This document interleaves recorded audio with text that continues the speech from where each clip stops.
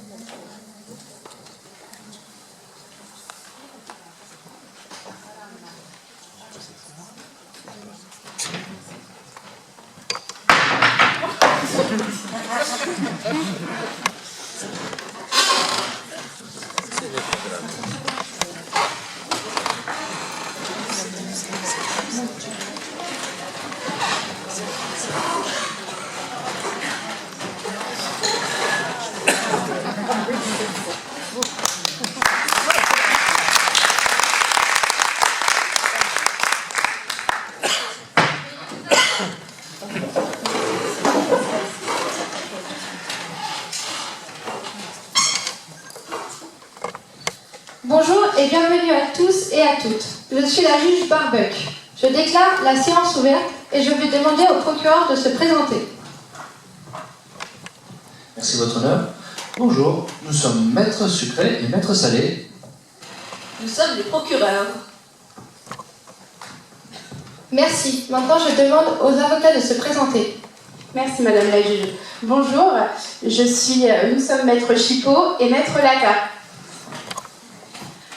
Nous sommes présents aujourd'hui pour défendre le métier de la restauration. Merci maître Chipot et maître Lata. Aujourd'hui, nous allons délibérer si la restauration est toujours coupable sur plusieurs chefs d'accusation. Démêlons le vrai du faux à l'aide des procureurs, des avocats et de nos chefs invités. Je laisse la parole au procureur. Merci. Nous, procureurs de la justice, on accuse la restauration d'outrage à la vie. Nous avons plusieurs actes d'accusation contre cela. Pour commencer, avec l'hygiène de vie compliquée, des longues journées et pas de week-end. Comment on peut aller au parc Astérix si on n'a jamais un week-end avec sa famille?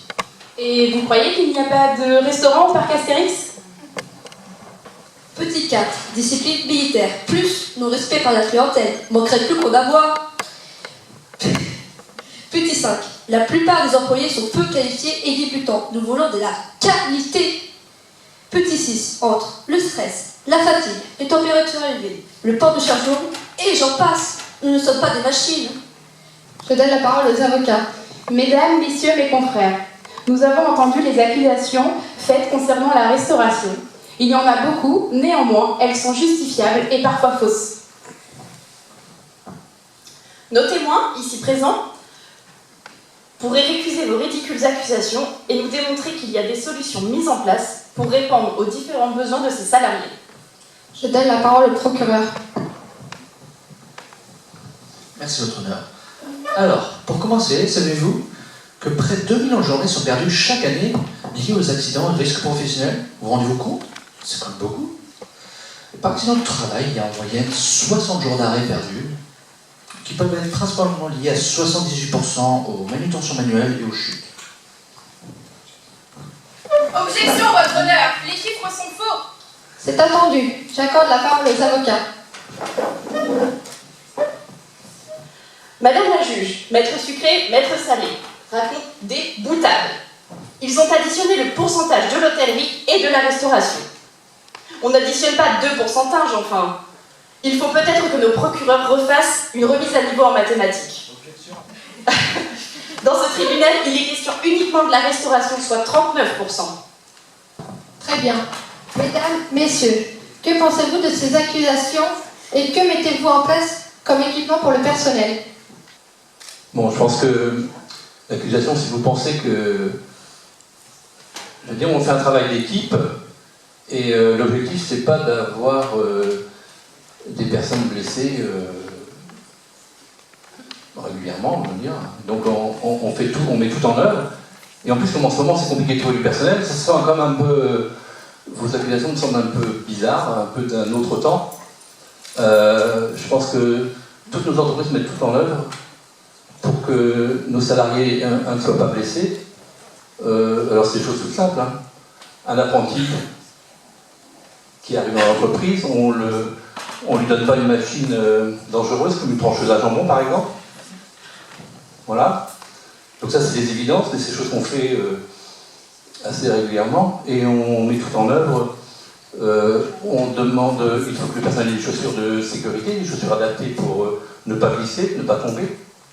En ce qui concerne des choses lourdes à porter, eh bien, on s'organise pour que les choses soient portées, si quelque chose de lourd, à deux, ou alors diviser le poids des choses à porter par deux. Enfin, on trouve des solutions, mais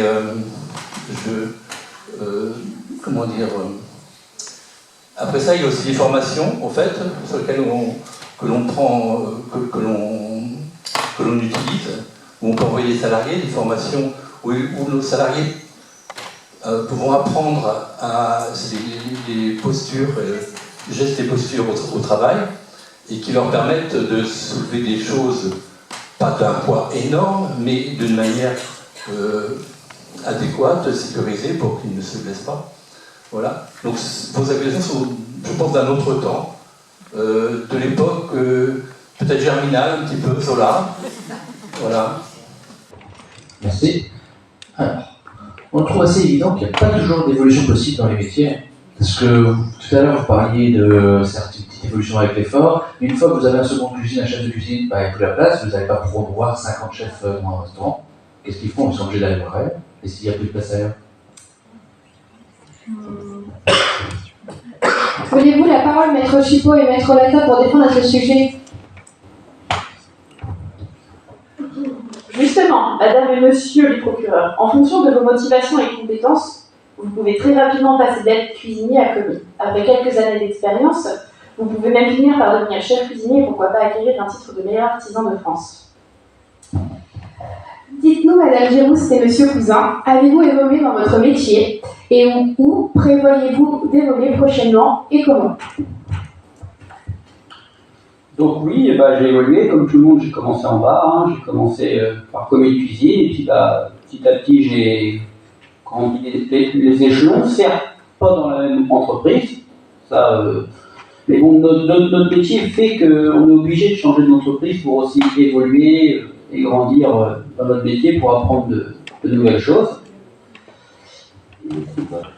Oui, on peut évoluer en cuisine, je veux dire. Moi, personnellement, je sais qu'en septembre, je pars faire une formation en diététique. Un plongeur et maintenant des chefs de partie. Donc ça ne se fait pas en 2 ans, hein, il y a une évolution annuelle. Femme de chambre est devenue gouvernante, cuisinier est devenu responsable de cuisine. Voilà. Vous voulez certainement répondre à cela, Thierry? Pardon, Monsieur Lunéry. Oui, mais votre honneur, cher juge.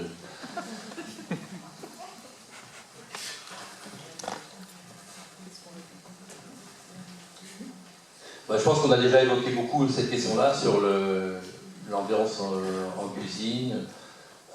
Après ça, il y a des lois qui fait qu'on n'a pas le droit de maltraiter son personnel, on n'a pas le droit, on n'a pas le droit de harceler, etc. Donc il faut que les lois soient respectées. Effectivement, on ne peut pas nier qu'il y a certainement, peut-être qu'il y en a encore, bon, après, mais il y a une époque, je veux dire, le chef, c'est celui qui aboyait en cuisine, en permanence, etc. Bon, voilà, donc,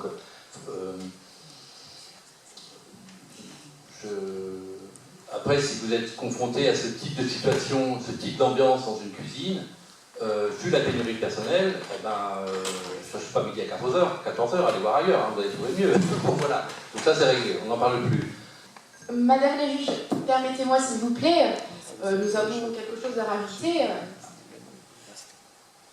Pardon maître, je vous laisse me donner la parole.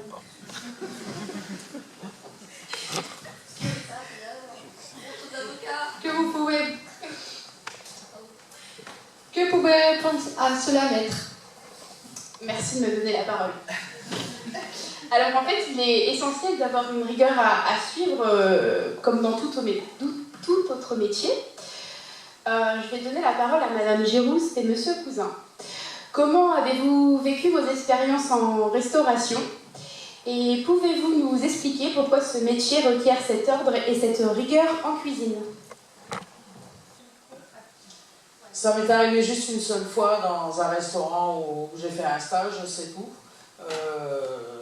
Bon, je pense que c'était un patron un peu misogyne, et puis voilà quoi. Sinon, en dehors de ça s'est très bien passé. Combien de filles étiez-vous en formation? Si vous vous souvenez. 5 pour un homme. Pour conclure, ça ferait 5 stagiaires qui ont fait 4 stages, donc 20 établissements, et cela n'est arrivé qu'une seule fois. Oui. Ok, tout à fait. Que le jury entende cela encore une fois. Parmi vous qui ont des questions à poser à nos témoins? Personne? Ah, si, j'arrive.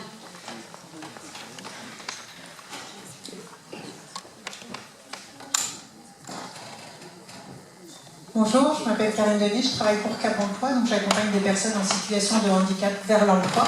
Et ma question porte sur la manière dont vous accueillez les personnes en situation de handicap dans les entreprises de la restauration, quelle que soit d'ailleurs leur nature de handicap, handicap moteur, auditif ou autre. Merci.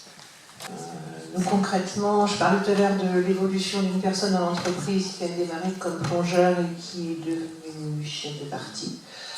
Cette personne est malentendante. En cuisine, c'est pas si simple. Et c'est vrai que l'évolution, elle a été tout à fait normale dans l'entreprise. C'est quelqu'un qui est très bien entouré et qui sait aussi entourer les autres, et ça se passe très bien. Après, pour le handicap moteur, on n'a jamais eu l'opportunité de recruter. C'est peut-être un petit peu plus compliqué, mais à voir. Je trouve que... Mais pour nous, c'est un vrai plus pour l'équipe en cuisine et même pour l'entreprise en général, puisque c'est une façon de travailler peut-être un petit peu plus bienveillante. Ça ne peut pas faire de mal dans une cuisine ou dans un restaurant en général, et je crois que ça fait... J'étais en train de réfléchir pendant que mon frère parlait, je crois que ça fait 15 ans qu'il est avec nous. 13 ou 14 ans, ouais. C'est une belle évolution, une belle expérience. Suite à ce tribunal, nous avons donc pu constater que la restauration est un secteur porteur, attrayant, aux nombreux choix de métiers, aux multiples modalités. Il y en a pour tout le monde.